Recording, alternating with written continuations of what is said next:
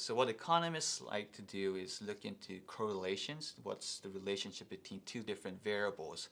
How closely aligned are those? Can one explain another?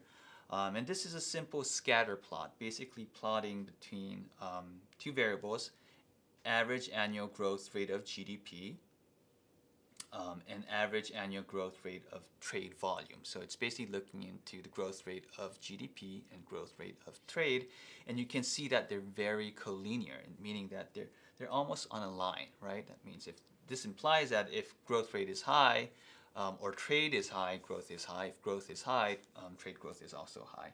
And you can see that Korea is right on the outer right corner, upper right corner, which implies that it's a country that has seen, in terms of growth rate of trade volume, it's the highest among all samples here, and you can see that it translates to, or it's related to, higher levels of annual growth rate of GDP as well.